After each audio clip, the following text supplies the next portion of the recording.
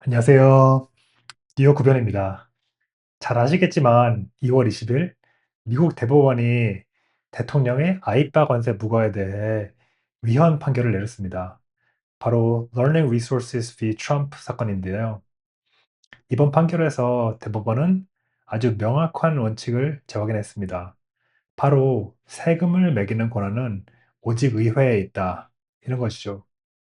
그런데 판결 직후 트럼프 행정부가 즉각 섹션 120이라는 새로운 카드를 꺼내들어 또 다시 시장을 흔들고 있습니다. 오늘은 대법관들이 판결문에서 밝힌 핵심 논리와 함께 또 우리 기업들이 돌려받아야 할 관세 환급에 대한 현실적인 내용을 정리해 드리겠습니다. 헌법 제1조 8항이 정한 과세권은 의회에게 있다는 것을 다시 확인해 주는 사건이었습니다. 존 로버츠 대법원장이 판결문에서 정부의 주장을 단칼에 거절했습니다. 아이파 (International Emergency Economic Powers Act)에 비상사태의 경우 수입 규제에 관한 권한을 대통령에게 주는데 정부에서는 이 권한에 관세도 포함된다고 주장했습니다. 대법원은 규제 (regulation이라는 단어는 행정적인 관리일 뿐 과세 (tax와는) 질적으로 다르다고 못 박았습니다. 대통령이 비상사태라는 명분으로 의회의 고유 권한인 과세권을 가져올 수 없다는 경고를 날린 셈입니다. 이번 판결이 6대3 판결이었는데 또 눈여겨볼 점은 트럼프 대통령이 직접 임명한 보수 성향 대법관 3명 중 2명도 그 위헌 의견에 동의했다는 사실입니다. 이에 대해 또 트럼프 대통령이 또 분노를 또 표출하기도 했죠. 아이파가 맡기자 트럼프 정부가 또 즉각 꺼내든 카드는 1974년 무역법 제122조입니다. 이 법은 국제 수지 적자가 심각할 때 대통령이 임시로 최대 15%까지의 관세를 매길 수 있게 허용하는데요. 미국 역사상 아직까지 단 한 번도 사용된 적이 없는 법입니다. 중요한 건 이 법이 대통령 권한으로는 딱 150일 동안만 유효하다는 것입니다. 2월 24일부터 시작된 이 관세가 7월 24일에 만료가 됩니다. 이제 트럼프 행정부는 이 기간을 벌면서 섹션 232조나 또 섹션 301조 같은 다른 법령으로 갈아탈 가능성이 또 매우 높습니다.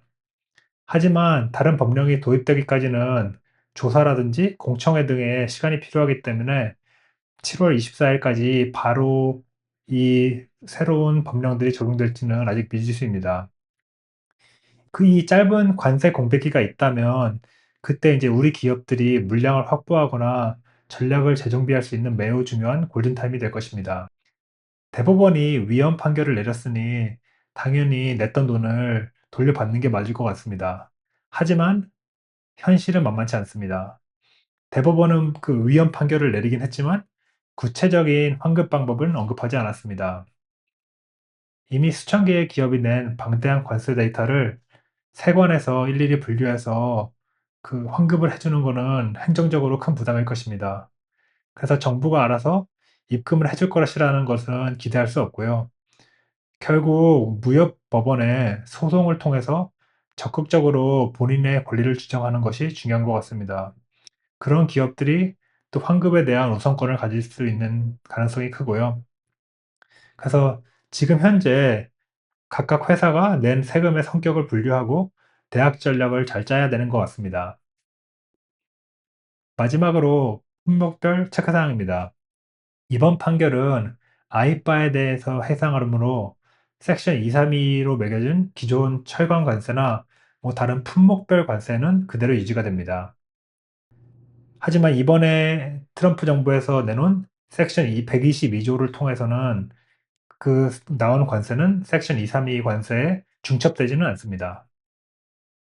아이바는 대통령에게 무역을 규제할 힘을 주었지만 세금을 걷는 힘은 주지 않았습니다. 그래서 여태까지 부과했던 관세가 무효이지만 이 관세를 돌려받는 절차가 상당히 복잡할 수 있습니다. 또 현재 10%의 관세가 부과되지만 점진적으로 15%가 인상될 가능성도 있고요. 또 이제 7월 24일 이후로 또 많은 변화가 있을 수 있을 것 같아서 정책적 대응이 아주 중요한 것 같습니다. 지금까지 뉴욕 구변이었습니다.